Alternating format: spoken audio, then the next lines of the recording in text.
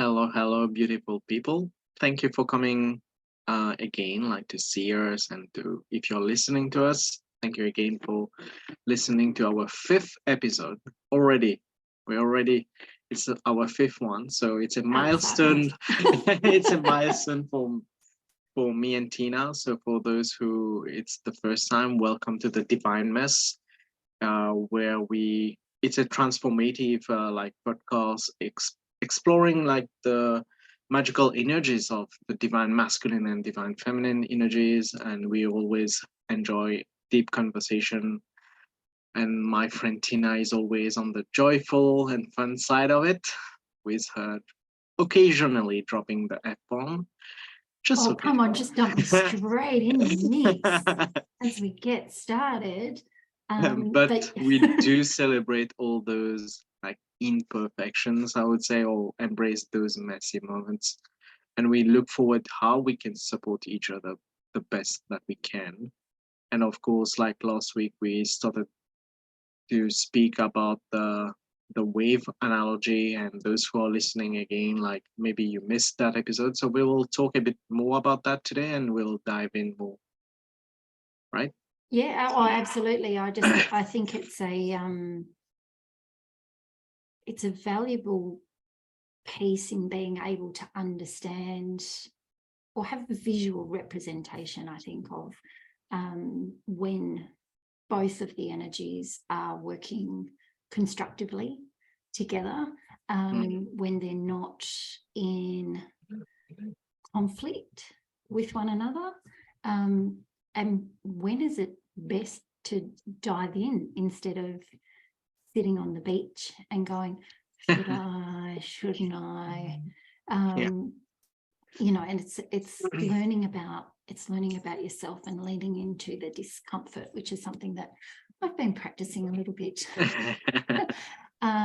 this week, in terms of, you know, we always have amazing conversations, whether we're recording them for public consumption or whether we are chatting while I'm driving on my way somewhere to the gym, or, you know, like, or we're chatting mids gym workouts and those sorts of things, sending crazy Snapchats to one another. But yeah, it's been this week for me where I have felt for the last little while like I've been sitting on the beach watching all these waves coming in, saying, come on, come play. And I'm like, oh, I'm not sure I'm ready, not sure, you know, in terms of utilizing my voice, sharing my message. What did that look like? I suppose in some ways it's a crisis of confidence, but at the same time it's honoring my design, which is, I've gathered all this amazing wisdom in nearly 49 years of being on this planet, in having this human experience in this particular body. And finding an outlet, or finding the right outlet in which to share that message, and feeling comfortable with what some people would consider being a little bit woo-woo or a little bit out there. And I've just kind of gotten to that point where pardon me, but I don't give a shit what anybody else thinks. I'm going to show up for myself. And so I made a commitment late last week that I would show up for myself every day, and I'd actually tell people what I'm doing. And that's scary, right? Oh, look, it's just, you think about it at the beginning.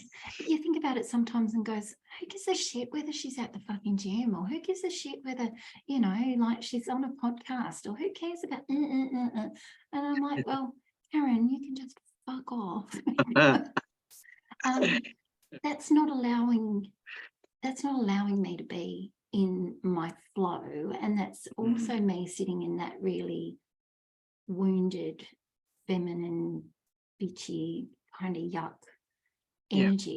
Whereas, you know, like if I'm sitting in that divine space, and we will upload with the fourth podcast, the chart that we were talking about last week, looking at all of those positive things about, you know, being creative, being in flow, using my intuition, you know, making strategic moves. So being in that masculine space of going, okay, well, how do I best promote my business? How do I best promote, you know, teaching people that change is possible? And even the smallest ones, even if it means it's just showing up for yourself every day and taking 10 minutes to just to be, you know, if that's the only change you can make, then that's really important. But I've constantly fought myself in terms of, I don't know how to be my own lead singer. I'm the wingman, you know, I'm the Wizard of Oz. I'm the chick behind the curtain. I don't I don't put my face forward. I'm just the chick that gets shit done, right? I just head down, bum up, and get stuff done. And now I'm in a position where it is requiring me to be the lead singer and learning how to sing, so to speak, and be quite confronting and challenging and being, but finding the right avenue in which to sing, I think, is the most important part. And being on a podcast and having that flow between, you know, being in that divine energy of being in flow, of having that conversation and having people prompt or ask a question, you know, because you're always sort of sitting there at your home computer by yourself going, what do I write about today? You know, who cares about what I put here today? But I got sick of sitting on the beach watching everybody else having a fucking good time. I want to be, you know, working with that beautiful energy of being strategic and making great moves for me, for myself, for my family, by putting myself first and going, this work, this level of work is required in order for me to be able to turn around and ride the wave of abundance, right? You know, riding that wave of success and the flow of the energy of when things start to seemingly line up out of nowhere, but it's not lining up out of nowhere. It's just that the universe has gone, she's really ready. We're actually going to back the truck up and we're going to drop the Ferrari off because she's ready to drive it. You know, every time that we've gotten excited and we've put the car in the back of the truck and then we've gone, oh, she's not ready. She keeps changing her mind. She gets a bit airy-fairy. Just airy-fairy about what she really wants. And now that it's much more solidified in terms of, okay, this is where I'm going. This is where I want this. These are the things that I'm going after. I'm setting my viewfinder on, or I've, you know, programmed my GPS, and this is where I want to go. It requires a level of consistency from me in everything, in every avenue of my life, in how I show up in going to the gym, in the food that I eat, in how I parent, in how I spend time with my partner, you know, and how I spend time by myself, you know. When was and the how last you time speak I to yourself. How do you show up to yourself in the mirror? I was thinking about this morning in terms of people mirroring the things that we love to see.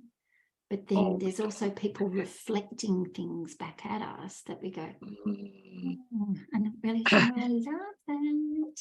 It just gives us an opportunity to look, right? In terms of, or not noticing that you do need to look. I think that's the biggest part. And how about you? How have you ridden your wave? Well, for me, actually, like, I would like to start off with gratitude towards you because last week there was the wave analogy that really struck and stuck with me. You know, like, and I really enjoyed that moment because I'm really grateful that we share that space. And we actually, because we have been talking for the past year, and it feels like we know each other like for years and years, Yes. and beyond that. And we always have those conversations, but now it's like sharing it with people, and people are recognizing themselves.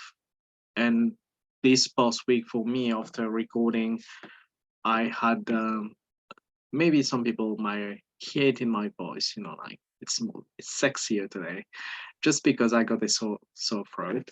But this was a sign, like, for me to sit on the beach and actually be, because I remember you called me during the weekend and say, "What's up?" And the moment you heard my voice, you started like, "Uh-huh, tell me more." And I was like, "Oh no." It's like you're No, sitting on the I don't want to do this.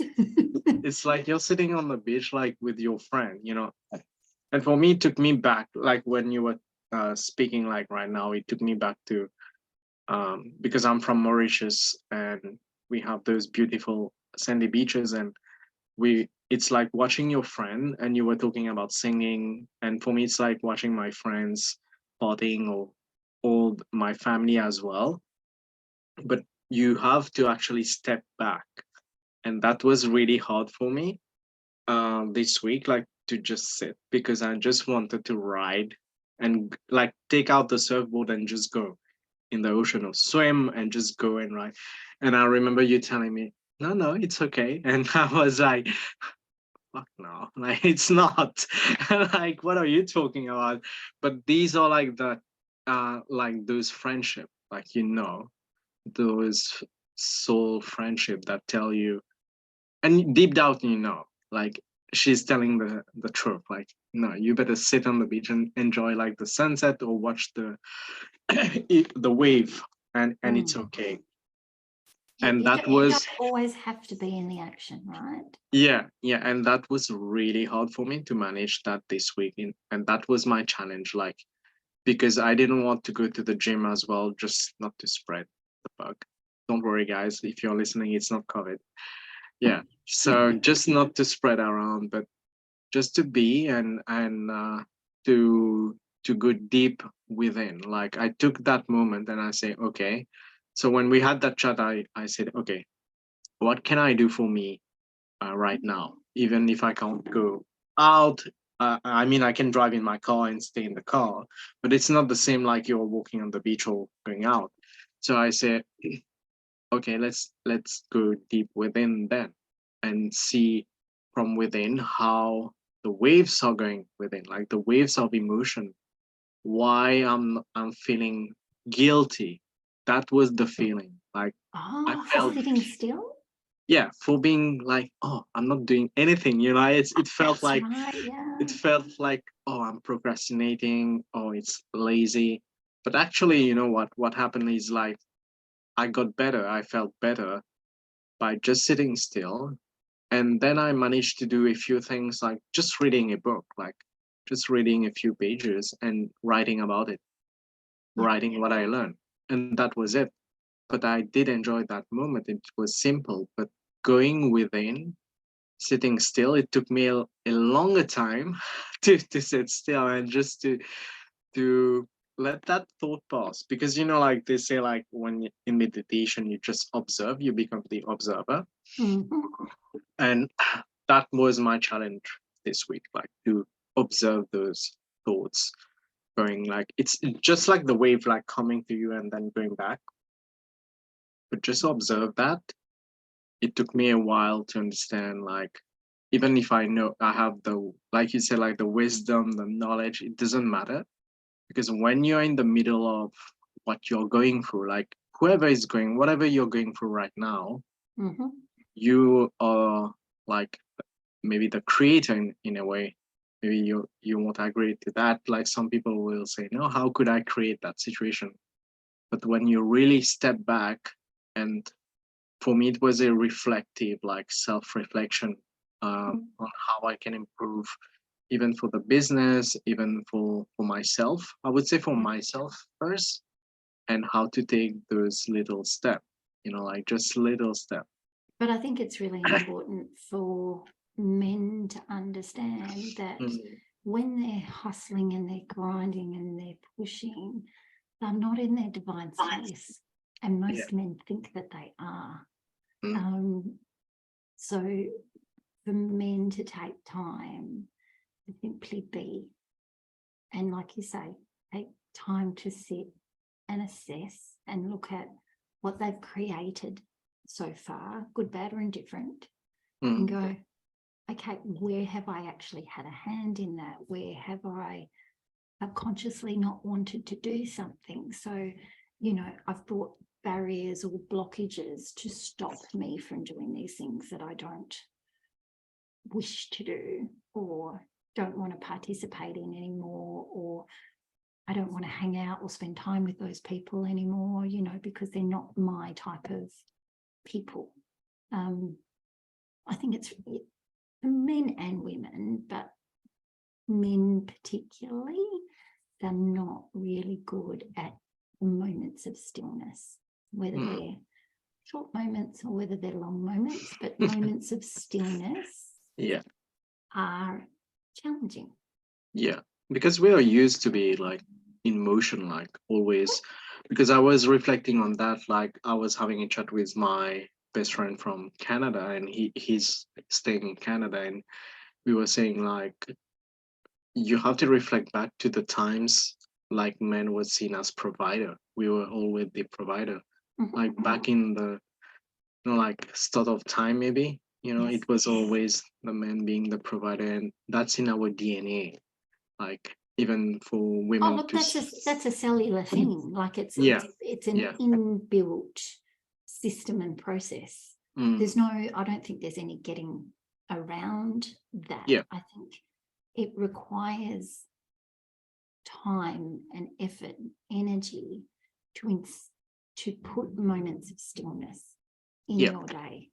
And it takes real strength of character to recognize you need moments of stillness, because when you have those moments of stillness, your ability to be so much better, far more brilliant on the other side of that moment of stillness is tenfold, if not more so, than where you would have been had you had kept pushing through quietness or brain fog or just not sure what the next direction is just to stop and go, what's my next best move? And you may be surprised at the level of information that you get when you turn off all the distractions.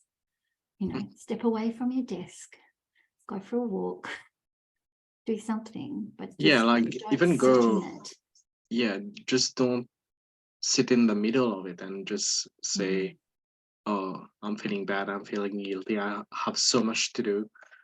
But when people think from that perspective, because even I was guilty of that before was like, oh, I have so much to do, like for the business, for myself, for the gym, like karate or whatever it is, got so much to do, and then you end up doing nothing, like you reach this because you get so overwhelmed.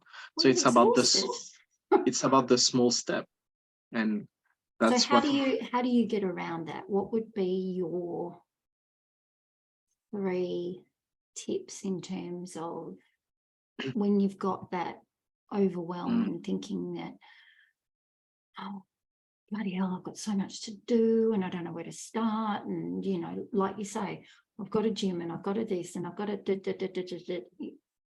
how do you break it down for yourself so it becomes manageable?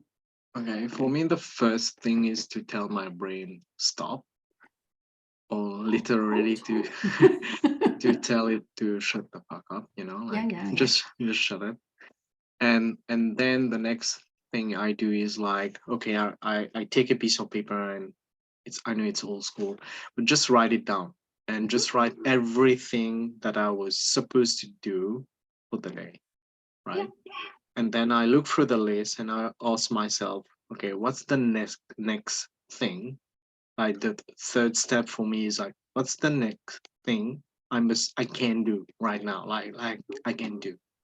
And it's going to take me like 1 hour maximum. And then I just do that. I cross it off, and then I take a break Yep. and then move to the next. That's how I do it for me. Yep. How about you? Like, how does it work? Well, a little bit the same as telling Karen to take a back seat and just be quiet for 5. Yeah. Normally for me, it is that stopping. It's sitting down, having a cup of tea, and then like you, I write a list. Whether, if I've got my phone close handy, I'll pick up and write notes in my phone, or I'm a much better person with pen to paper. Like my brain works. It's so much happier when there's a coloured pen and a piece of paper, and I write a list down instead of trying to remember everything. And then I take like 3 highlighters and I go, what are the top 3 priorities? What's the next top 3 priorities? And what's the next top 3 after that? Yeah. And being happy if I only achieve those top 3 things. Yeah. And I don't know whether anybody else has worked with it, but Pomodoro timer. So I utilize that so I can work in like that's my sphere of brilliance, is working in really short time frames. Because if I give myself an entire day to achieve something, I've written You for a will week wait. and just find lovely other juicy things to do, and not be laser focused. When I have that timer going, I become very laser focused in what I'm doing, and then I almost get pissed off that the timer goes off because it kind of interrupts my flow. But that for me, like, stop, get it all out of your head, like just do a massive brain dump, all the stuff that's bugging you, get it out on a piece of paper, order it, prioritize it, and then go, okay, number 1, what, if it's paying your bills, get your bills paid. Because I think there's a certain challenge with avoidance, like in terms of, we avoid looking at our bank statements, we avoid paying our bills, we avoid sending those emails, we avoid opening our emails because there's certain people that we may not want to talk to, or, so be aware that avoidance is there and it's in existence, and it will act like a weight to try and hold you back from getting things accomplished, and going, okay, like you, let's just get this one job done and we can cross it off. Do it that way, and just strategically, how much time do I have? I've got an hour. Okay, let's break it down into 3 20-minute blocks. Once that's done, my list is complete. And for me, it's like stacking the wins. Absolutely. That's why I say like one by one. So crossing it off once, it's like, oh yeah, that's the first win. Like that's how it works better for me, I would say. So some do you people do the celebratory dance after you've done the first, gotten the first one out of the way? Like, yep, I'm good. Put Madagascar song, I like to move it. Move it, there we go. But that's a good one. Like, I think like dancing, we're having a laugh about it, but actually like dancing it off is a win, because you're actually moving your body, and and it helps like your brain, like to understand about that. So earlier you were speaking about, you mentioned a word like by design, like you say by design, but some people might be a bit lost about it. So could you like just elaborate, what do you mean by that? Basically, there's a concept called human design that kind of gives you a roadmap as to how you're supposed to move through this life energetically, based on your birth date, your time of date, and where you were born. And there's 5 different energy types. We've all got a different strategy. We all have a different aura. We all have different channels and gates. So it's a mixture of I Ching, chakra systems, astrology. I don't know if everybody's ever seen it, but it's like one of those 52 layer Italian wedding cakes, you know, that it's just it's layer upon layer, you know, it just is like giving yourself the next level of understanding as to who you are, how you're supposed to move, how you make decisions, what you're here to do. It helps to define what your purpose is, right? Like in terms of, for me, I'm all about community and I'm all about people, and my overarching theme is to be a role model. So in terms of being a coach, a mentor, a facilitator, whatever fancy label you want to put on it, that's when I talk about being my design, that's me, and I'm a gut driven or a sacral driven person. So that's how I make my decisions. They're quite intuitive, but I get this real hit in my stomach. So for me, it's very quick in making yes, no, but other people make decisions very differently. So sometimes it's hard to understand someone that makes decisions different to you, but it is an interesting journey when you map out the people you live with, the people you work with, so that then you're not expecting someone to operate in the same way as you do. You're recognizing that everybody has a unique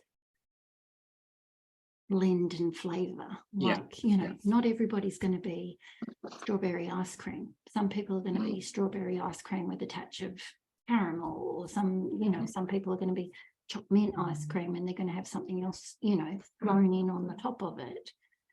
But I think this life is all about discovery, right? In terms of how can I better understand myself?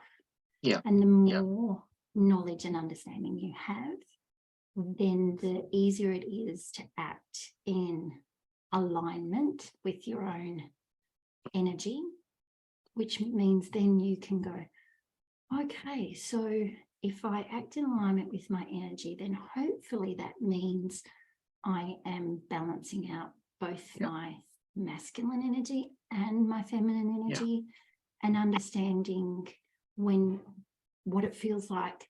It's body wisdom, right? So it's understanding when you're in alignment, what does that feel like in your body? When everything's in flow and it's juicy and it's delicious and it's all coming together, what does that feel like for you? Because how it feels for you and how it feels for me, very, very different. And when it's not in alignment, it feels very different for me as it does for you. But everybody needs to understand their own human barriers on the sides of their own journey path, right? And I know what mine are, so I look at every choice I'm making, going, is it leading me more on the freeway of satisfaction, or is it putting me in the slow lane of frustration? Because they're my two energy barriers, so to speak. But look, as we go along, there will be other hints and tips that I can put in there, but if you've got questions, please reach out and ask. There's an abundance of information, like every subject. You can Google it to your heart's content.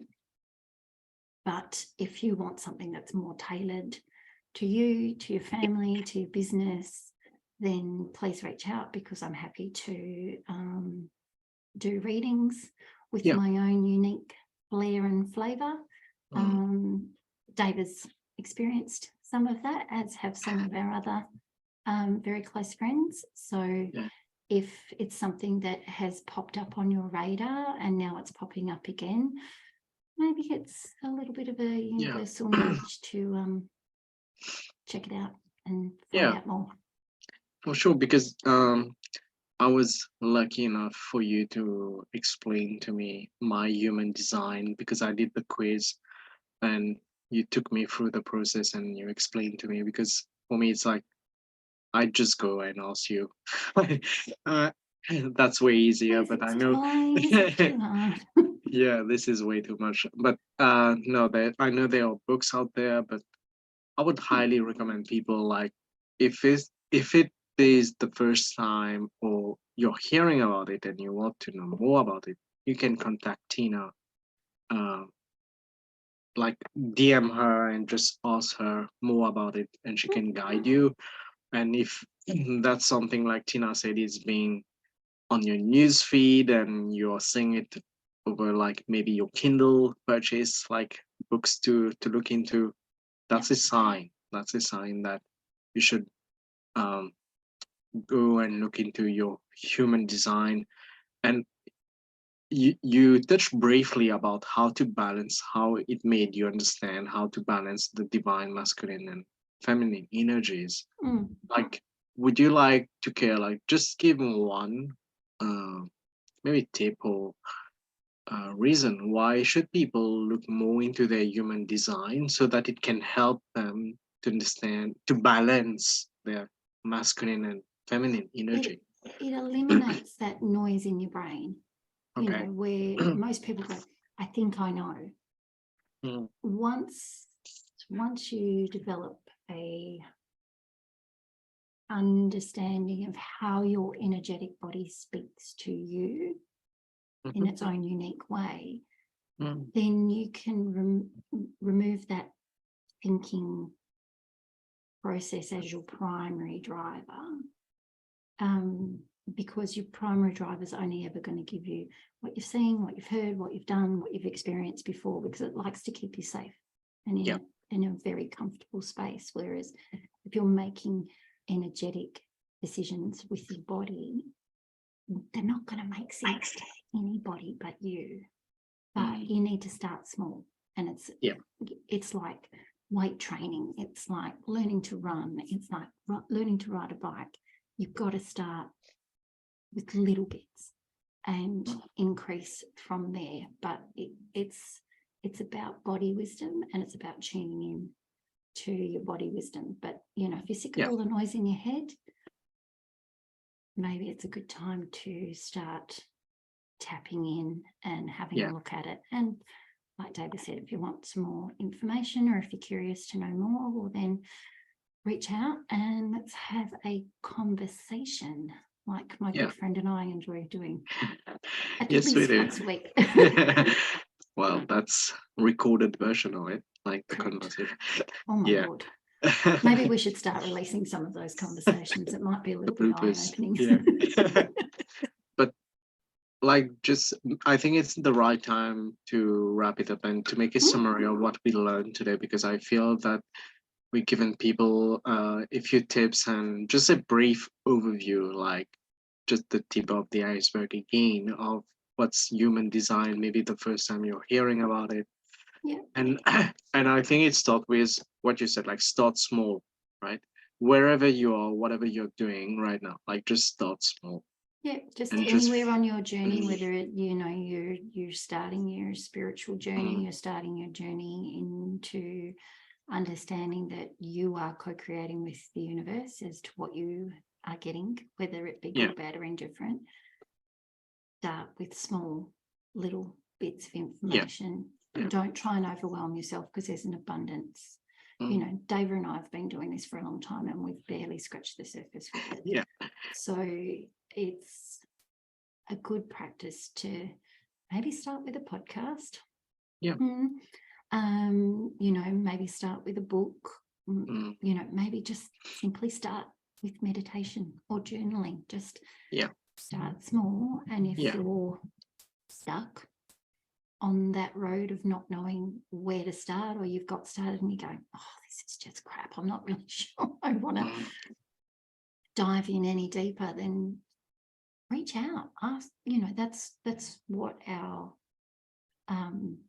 purpose is in doing this, is that we're giving people an avenue to learn about energy, you know, be it divine or not so divine, to help them navigate the divine mess we call life.